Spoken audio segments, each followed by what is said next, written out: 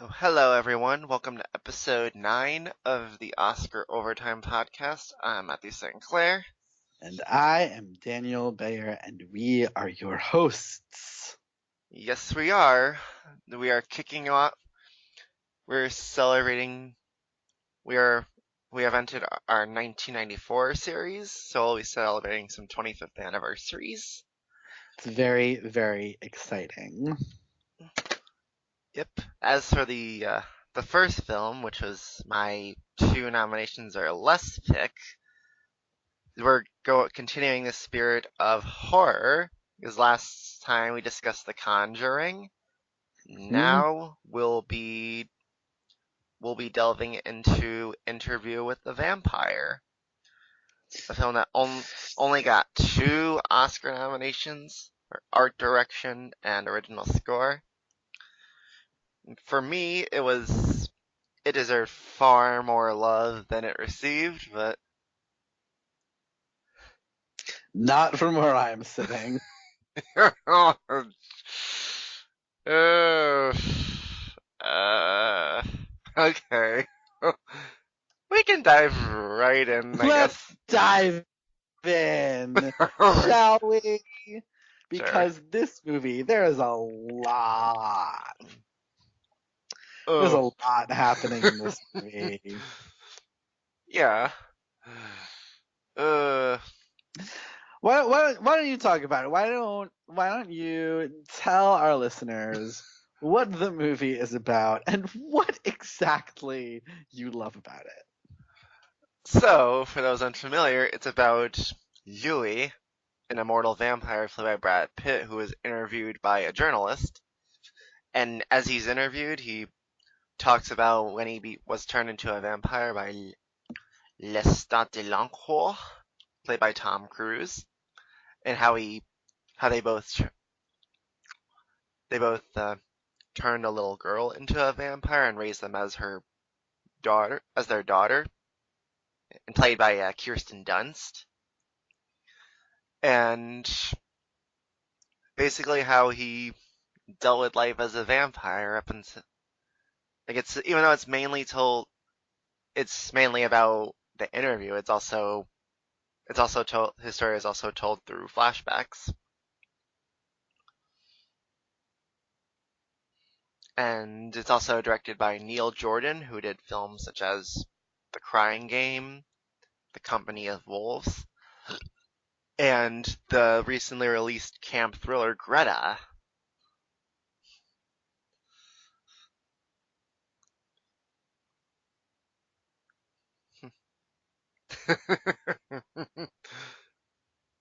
For me, this is the worst of his films that I've seen by a Okay. by a sizable margin. Okay. Um, Oh, jeez. I I did not. I don't even know where to start. Um, oh, okay. Let's start at the very beginning. It usually is a very good place to start. And I will say this. Um, Elliot Goldenthal's score is, from where I'm sitting, like the best thing about this movie. It is fantastic. Absolutely fantastic. I was in love with pretty much every beat of it. It is perfect gothic horror with a little bit of romanticism, and I loved it head over heels. I've always loved Elliot Goldenthal's work when he does movies, pretty much, and I think this is a fantastic score and totally deserved the Oscar nomination that he got. Oh, no, that he did not get. No, he did get. He did, I'm yeah. freaking out. Yes, and he definitely deserved that. And I, however, going to the next thing. Oh, well, I guess the next thing is not. The next thing in the movie is actually Christian Slater, which I was not expecting, and as the movie went on, I'm like, oh, so he just decided to play this character again 25 years later in The Wife. Ah. Oh, I didn't think about that. So anyway, because he does, I think he even had a tape recorder in The Wife too, right? Ah. To Yeah. do the interviews. So like it's totally just the same character, but whatever. And then the third thing, Is Brad fucking Pitt. Who oh God. Um he's I at this mean, point he had not done very many films in, at this level of like this big, that hasn't run quite this big, right? Um, right. this like maybe his like fourth or fifth big role in a movie, big starring role, and there has, he's since come out and said that he was miserable making this movie, and well, frankly, you can feel it. I Yeah. he I part of that is the character, but he's so unbearably dull to watch. And on top of that, unbearably dull to listen to, which is a problem when a lot of the performance is him giving voiceover to the flashbacks that we see.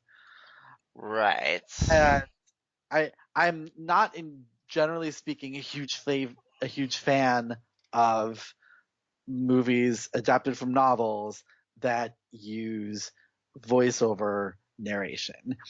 As you would know if you listened to the most recent episode of And the Runner Up Is podcast, where both Matt and I guest starred to talk about the 2011 film The Descendants. Shameless plug. Um,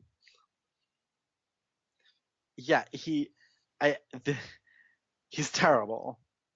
And I don't know how you go from giving the kind of ridiculously charismatic, loose performance that he gave in Thelma and Louise to this. Well, even as much as I love the film, I didn't think he was much of a standout to begin with. He's not good. I would say, I mean, the standout for by far, the acting standout by far and away, and I'm sure you can agree, Kirsten Dunst as Claudia. I surprisingly don't agree. Oh my I goodness. think the best performance in the film is actually Antonio Banderas Ah, as the French-ish vampire Armand, he's um, really good. who like she Kirsten Dunst is second for me. I feel like the two of them were the only ones in the cast that really got the right tone for the movie. Hmm. Um, Brad Pitt, as I said, he's too morose and not really doing much of anything except standing there and being a pretty face. Right. Um, and Tom Cruise, I liked Tom Cruise. I did not. I mean, if I'm being honest, I mean, I do like Tom Cruise. Maybe I just feel like he's someone. It's because I feel like he's always at his best when he pushes himself and plays against type. Whereas in here where he plays a manipulative villain, or Rain Man where he plays a money hungry asshole. Well, I mean, that's not playing against type. Oh. Well, I kid. I don't really think that. I totally do.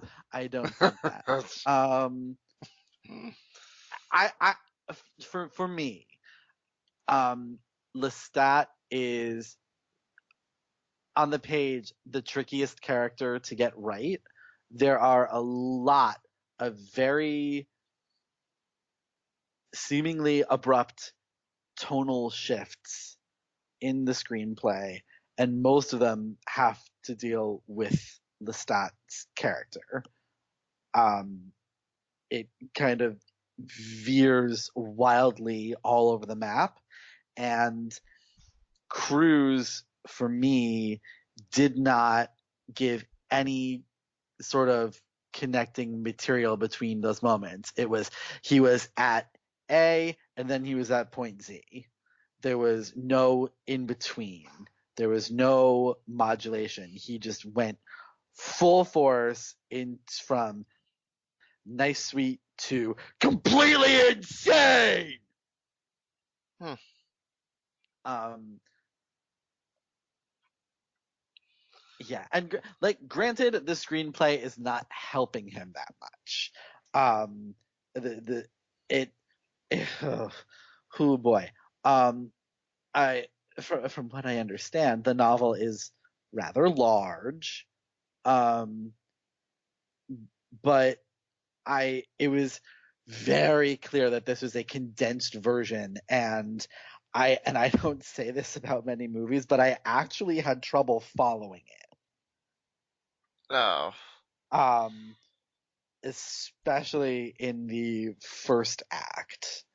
I and I think a lot of that is on Brad Pitt and Tom Cruise. They're the ones that who are carrying that entire opening act, and they just did not do a good job. Again, not that the script is really helping them, but they in turn like gave not much help to the script, and I think they needed to. Um, Which is fair. yeah, Ugh. but yes, Kirsten Dunst is very, very, very, very, very, very good. I mean, I feel like she has. I feel like her role is trickier than Tom Cruise's. Because she not only has to play an adult, she has to make you believe that she's a grown human trapped inside the body of a little girl.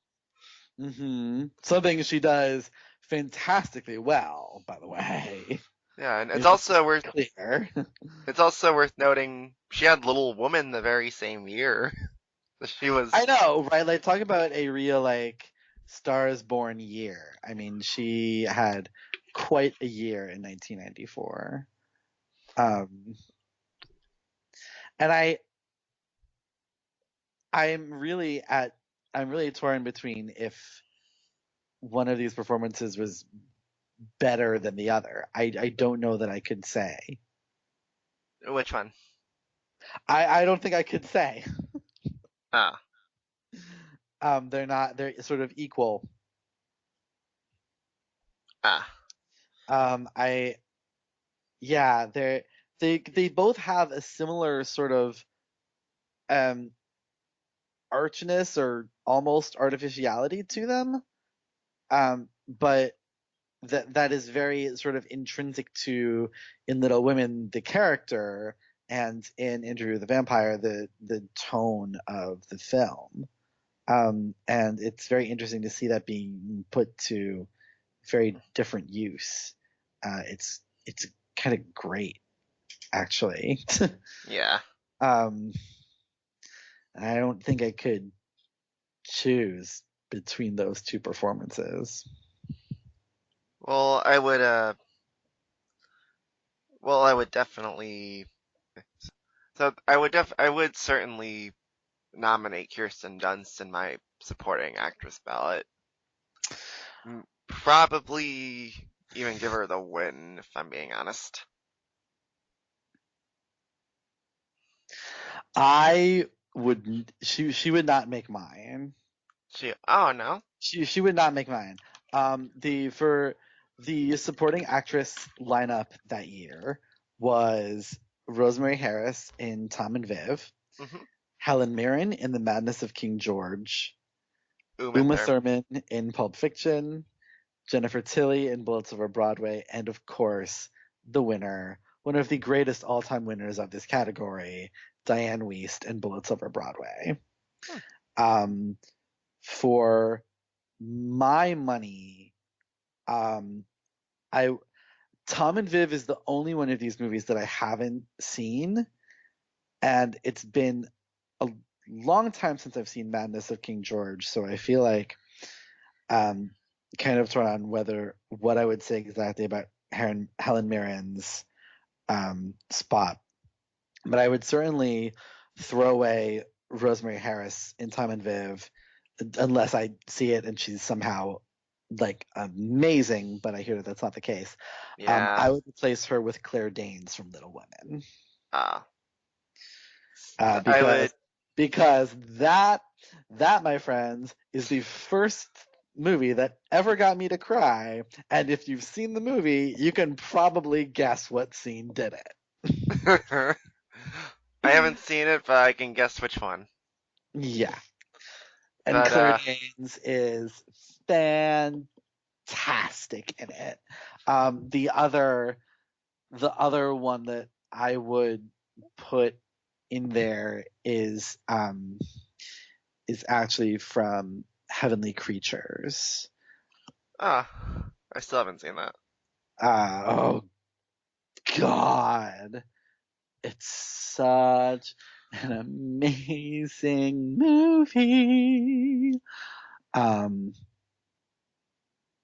but yeah, and I would put one. I think see that's a problem. I think that Melanie Linsky and Kate Winslet are kind of co-leads in that, but the actress who plays their mother, who I cannot remember the name right now, is just fantastic. And she's the other one that I would consider putting in that lineup. And the other one, the last one, which is probably actually this, yeah, is the great, the magnificent, the legendary Verna Lisi in the Queen Margot, which is a French film from this year, which we will be talking about on a later episode. Who is so good, but she'd probably be in my lineup over probably over Helen Mirren. Actually, now that I think about it, yeah. Ah. So I'd replace Kirsten Dunst with I would replace Rosemary Harris with Kirsten Dunst. Like Kirsten I, Dunst wasn't in there for you to replay. I mean, I mean, I mean, replace Aunt May with Mary Jane. There you go. Yeah, and I would, and you'll probably call bullshit, but I would nominate Tom Cruise in supporting. Oh God. Do you think is it because you think he's a lead, or just because you just Well, don't? I think he thinks he's a lead. Yes. I like he's the one with the above the title billing, and like I kind of get that. I at the time he was the biggest star in it, but like I was genuinely shocked by how little he was in this movie. Yes. Genuinely shocked. Um he would obviously not make my lineup. I actually really like the supporting actor lineup from that year. The supporting actor lineup was Samuel L. Jackson for Pulp Fiction, Martin Landau for Ed Wood, who absolutely deserved the win, Chaz Palminteri for Bullets Over Broadway, Paul Scofield in Quiz Show, and Gary Sinise in Forrest Gump. Ah. Um,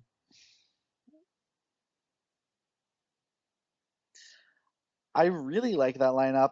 I don't I honestly don't think that I would take anyone out of that lineup. Mm, maybe Chaz Palminteri. Um, I, I, I mean, I mean, if I had to pick one, honestly, it may be Gary Sinise. Um, And you,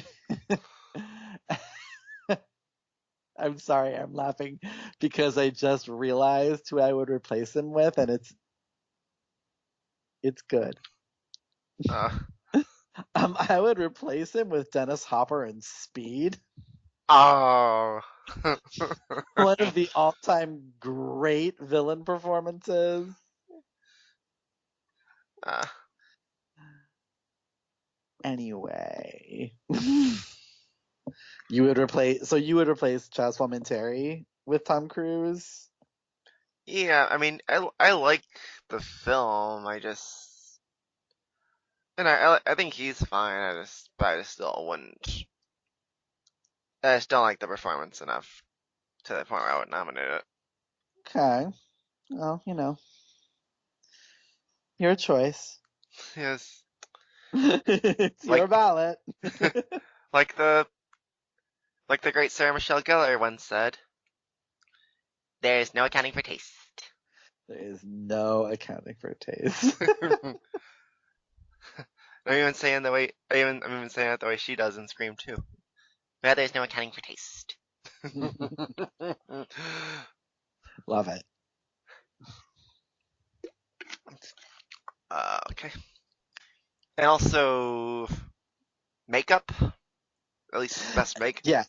I was gonna say, like, not to like sound like I'm completely shitting on this movie. I do think it's fine. It's decent movie. I would absolutely nominate it for best hair and makeup. Yeah. And also Like, just how even though they even though they always they have even though they have pale skin and their teeth are fangs, they still I feel like it's done with enough subtlety that they can easily blend in with regular humans. hmm yeah, mostly it's the eyes that sometimes do it, and they actually took me out of the movie a bit sometimes. But the like, oh God, I mean, you think of how differently they look, even within the middle of some scenes, depending on how much they need to feed. It's really well done. It's really well done, and the effects of the veins popping through was very, very cool. Yeah. Very cool. The nominees that year were Ed Wood, Forrest Gump, and Mary Shelley's Frankenstein. And I don't know. I guess it's hard to argue with Forrest Gump and Ed Wood. I haven't seen Mary Shelley's Frankenstein in a long time. Um, and I feel like that's in there because of the work on the monster. And yeah, it's good, but I feel like this is maybe more memorable, more sort of iconic work. Uh, Um, like I mean, the work on the monster in Frankenstein is really good. I, Not I gonna haven't lie I at haven't all. I haven't seen it yet. I had to, but like literally, like right now, I had to look at pictures to remind myself of what it looked like. Um, it it's it really is good work. Um, but I think I'd probably nominate this over that. Um, Hmm. I do. I may even, yeah,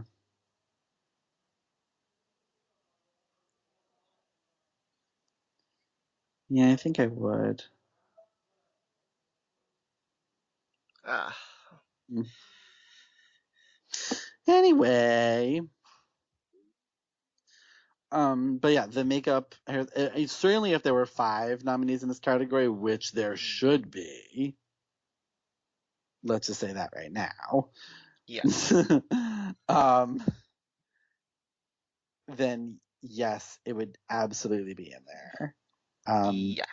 were in the three. I, I want to say that I would nominate it. I'm not entirely sure, but maybe slash probably. Mm, The other one that where it comes close, and I think I would nominate it, but I'm also not sure which of the other nominees I'd kick out is best costume design. yeah. And the nominees that year were The Adventures of Priscilla, Queen of the Desert, which was the winner and deservedly so. Like one of the all-time great picks in that category, one of the all-time great winners. Bullets Over Broadway, Little Women, Maverick, and Queen Margot. Uh, Um, I haven't seen Maverick. Um, I it's the one in the lineup that I haven't seen, although I've seen images from it. Um, but I wouldn't want to take away a nomination from any of the other four. What about you? I'm trying to like pull the nomination. I'm trying to pull the best costume design. Best costume design. I still have a bit of homework to do in this particular year. Uh, I have seen not. I've only seen Bullets Over Broadway. Uh-huh. Uh,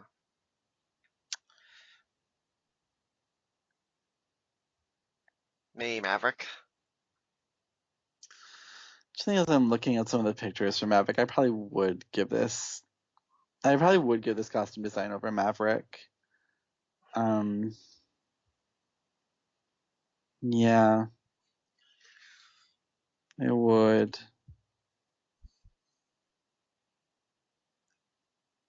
And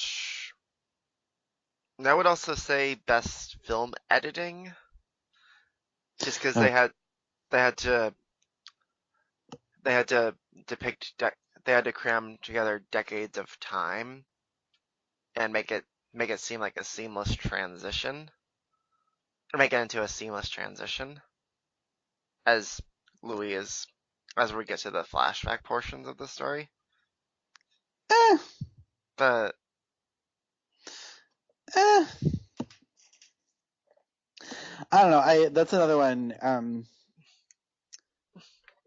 I The editing didn't speak to me in any particular way. Um, the the nominees that year were Forrest Gump, which won. Um, Hoop Dreams, one of the rare non-specifically documentary category nominations for a documentary. uh, Pulp Fiction, The Shawshank Redemption, and Speed. Um, I don't think I would put it in over any of these in particular. I'm, I sort of look back on that year, and I may even give the editing. If I was going to replace anything, I may do it with Bullets Over Broadway, because I really appreciate how they cut for the comedy in that movie. Um, yeah. and I think that's a really undervalued skill. But other than that, um, I I have nothing wrong with this lineup. And then this is not the one that I would put in there. I do like its nomination for best art direction, though. I like it a lot, actually. Yeah, same. Um, and that's a good category too. You have Bullets Over Broadway, Forrest Gump, Legends of the Fall, and The Madness of King George, which won alongside this film. And Dante Ferretti, who is a god of production design, um, and absolutely deserved nomination, very well deserved nomination. Hmm.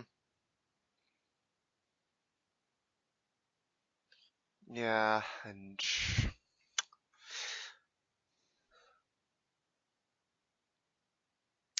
That's as far as I would go, though. Honestly, even below the line. I toyed with um I toyed with best cinematography, but then decided no. But I really do like the opening and closing shots over the Golden Gate Bridge in San Francisco. I think those are really, really beautifully done. Yeah. Philip Russell did the cinematography, and he's a legend for a reason. And naive and you might fight me on this, but I may have toyed with best adapted screenplay. No, No, no, not at all. No. no. but Sorry. but like I said, I toyed with it.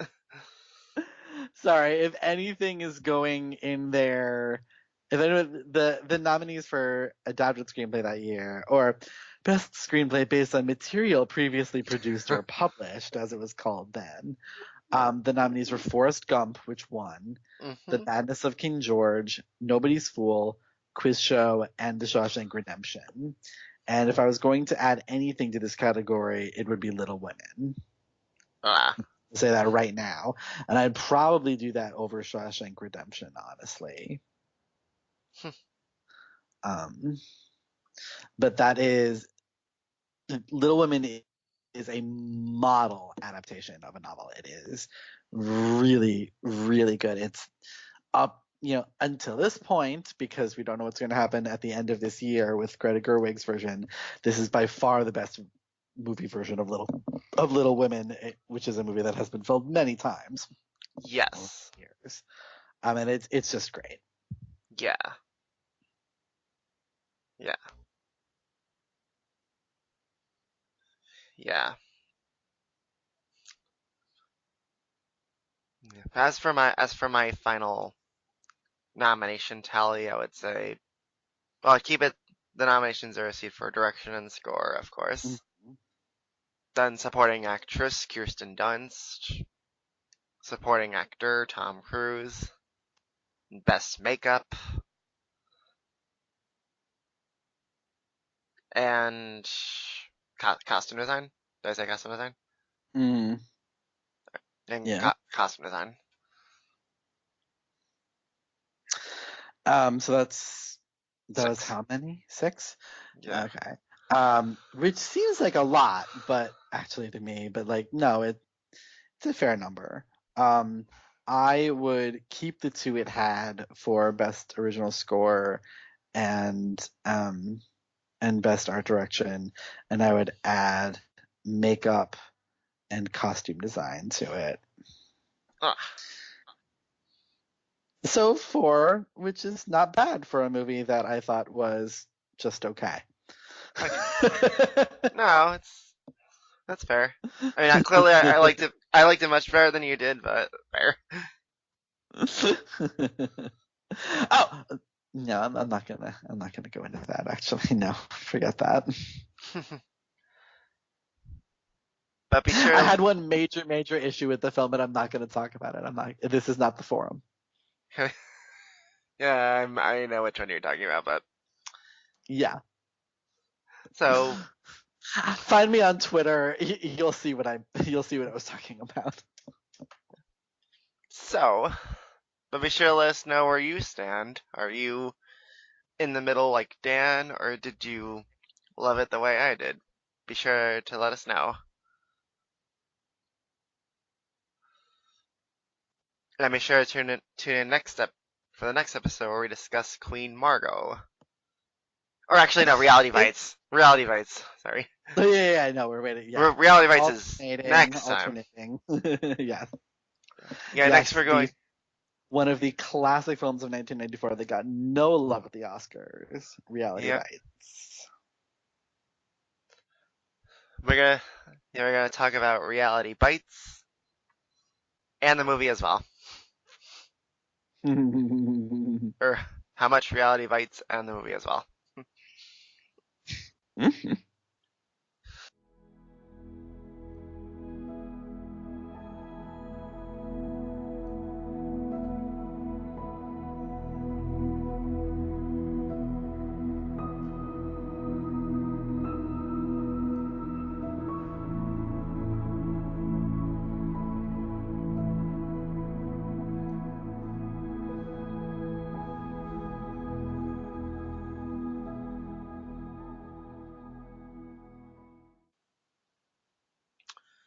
Alright, so now that Dan and I know our main topic, it's time to go into what we've been watching as of late.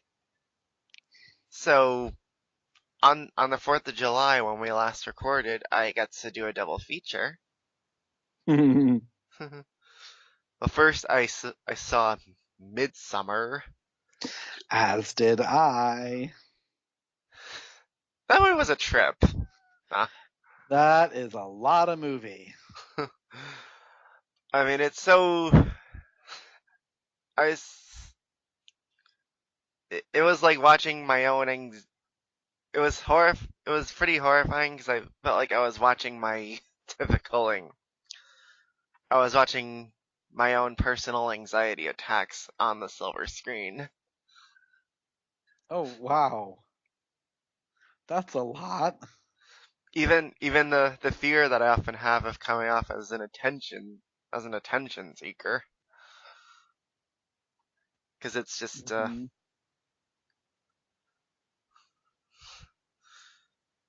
because it's just It's it's very much about that. yeah, yes, it's about a toxic relationship, but it's also about mental health. Kind of the same, kind of like Hereditary. Yes. Very, very similar theme to Hereditary, Ari Aster's last film. Only it's much sunnier. Well, it's quite literally a lighter movie, or at the very least, a brighter movie. Exactly. Yeah. Oh my god, the cinematography in this is so stunning. I mean, Uh, like, it is in some ways a horror film that takes place almost entirely during daylight.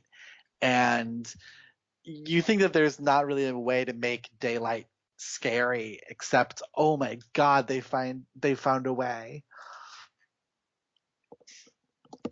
And also, so there's a scene near the beginning when all the main characters are tripping on mushrooms, and that is maybe the best visual representation of a trip that I have ever seen.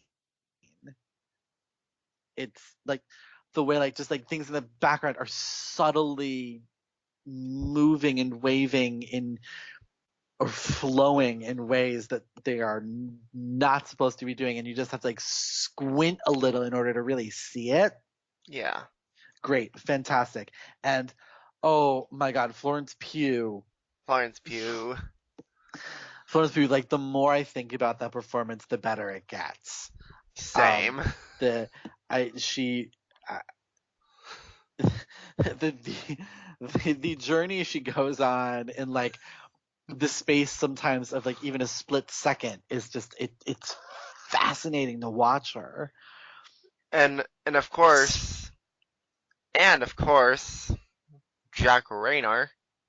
Jack Rayner will mark my words, will never get the praise that he deserves for this performance, because it is such a wonderful, perfect portrait of a very specific type of man. And his face, I mean, he's able to add comedy to this in such surprising ways, like that are so on Ari Aster's wavelength. Like this is even more of a dark comedy than Hereditary was, and I freaking love that about this movie. I really, really loved how funny it was, and most of that is due solely to Jack Reiner. Yeah, And also Will Poulter, who is hysterical in it.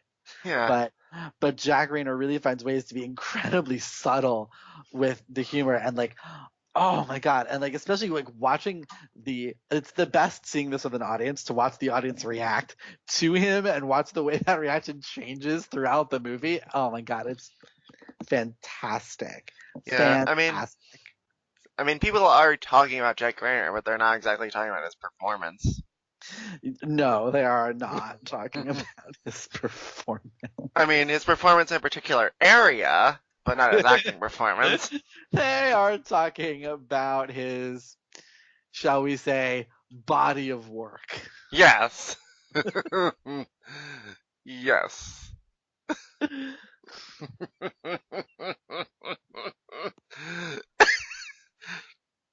Anyhow, on right after I saw Midsummer, I saw Spider-Man: Far From Home. Probably much needed to recover from the draining Yes, emotional experience. it was also refreshing to see a film with Jake Gyllenhaal where I wasn't the only person in the theater. Oh my, yes, our Jake has been in some very indie films. Yep. Yeah, and but but Jake Gyllenhaal. Who was one of the main reasons I saw. He's terrific as he always is, Hmm. and I loved the chemistry between him and Tom Holland. Good. And I also really liked Zendaya as MJ. I love her in general. I have not seen this movie, and I actually haven't seen Spider-Man: Homecoming either. Um, but I love her, so I'm glad that people are liking her in this movie, in Yeah, this she's role, really. yeah. I mean, screen presence for days. Hmm. Oh my God, yes. I mean, I haven't seen Euphoria yet, but even those that think the show is a bit of a mess agree think that her Yeah, performance is she's great. great. Yeah. So I And have heard. oh, and Marissa Tomei is Aunt May. The youngest, hottest Aunt May on record. It's a small role, but she's wonderful as she always is. I mean, I still think it's not as good as Spider-Man Into the Spider-Verse, which came out last year, Mm. but I think it's fine. Oh, and this past weekend I got to binge watch all of season 3 of Stranger Things. I haven't watched it yet. Don't tell me anything. I'll just say these two words: Maya Hawke. Uma Thurman and Ethan Hawke's daughter, yo. My just just just Maya Hawke. I love it.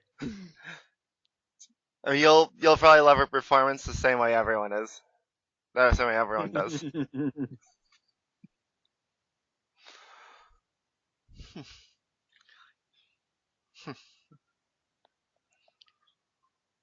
What about you? So yes, I did see Midsummer, and I also um I did some watching of the Netflix. Um, and I took in two movies, one classic and one new. Um, I watched the 1974 Best Actress winner, Alice Doesn't Live Here Anymore. Ellen Burstyn won the Oscar for her performance in that, and Right. she is really, really good in it.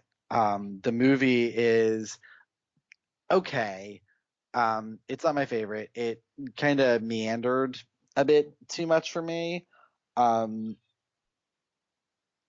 and there's a sort of disconnect with it in the opening of the movie, the way they do the titles and the first scene. It's clear that like Scorsese is trying to make this like he's doing a riff on the like women's pictures um from the 50s, from the 30s, 40s, and 50s, like think of like the Douglas Sirk melodramas and stuff like that. But it doesn't really feel like that for a lot of it. So that kind of threw me a little bit. And I also did not very much care for the ending. It probably paid a lot better in 74 than it does now. Um, but yeah, Ellen Burstyn is really good. And Diane Ladd is hysterical in her Oscar nominated supporting role. Um, and yeah, so that it was good to see. And then I watched a film that I know you particularly did not care for when you saw it earlier this year. Extremely wicked, shockingly evil, and vile. That movie is such. I thought it was interesting. And strangely, that it's actually gotten a bit better in my mind in retrospect in a weird way, or I found a new appreciation for it afterwards. Because like, look, um, first of all, Zac Efron is really good in it.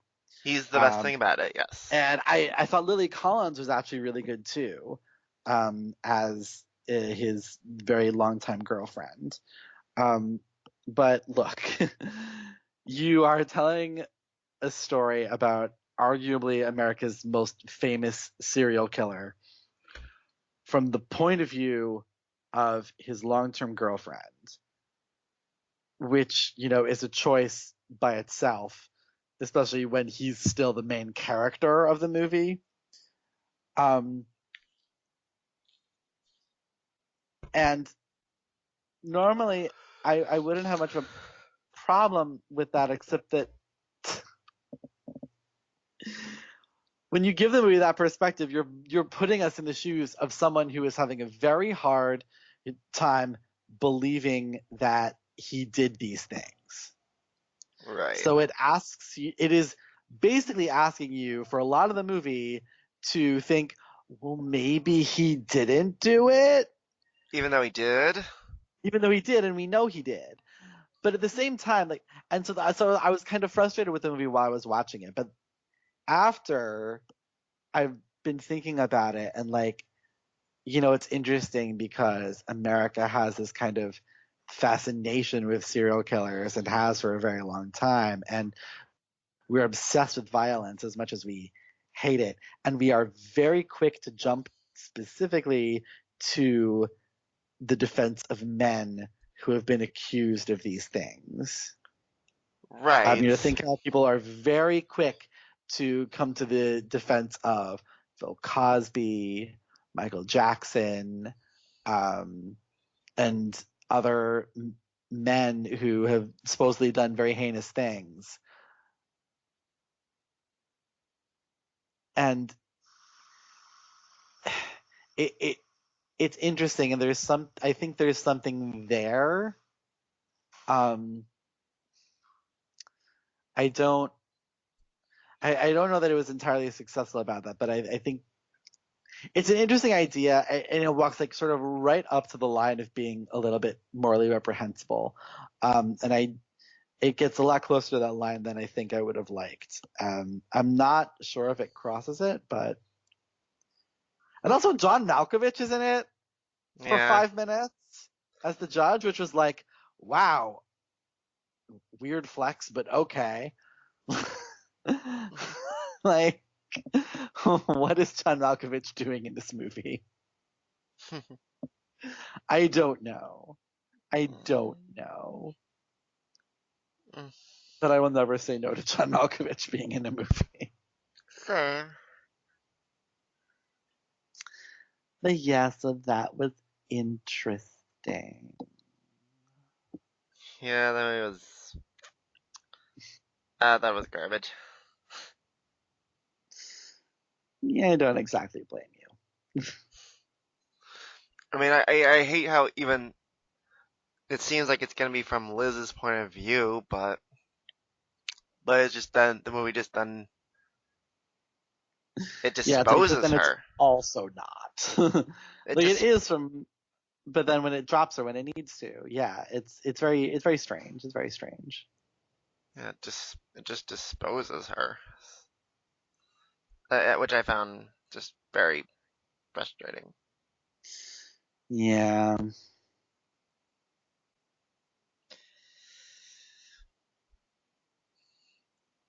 But so,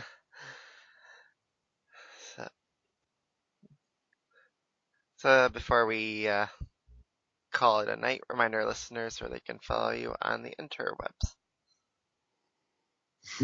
Yes, you can find me on Twitter at Dance and Dan on Film. You can find my writing at places like Next Best Picture and The Film Experience. And Matt, where can we find you on the internet? On Twitter and Instagram at FilmGuy619, and you can be sure to check out my freelance work on primarily on award circuit and cinema centuries. And you can be sure to listen to the Oscar Overtime podcast on Podbean and Spotify, and follow our Twitter account at Oscar Overtime. This is Matthew St.Clair. And Daniel Bayer signing off. Stay golden.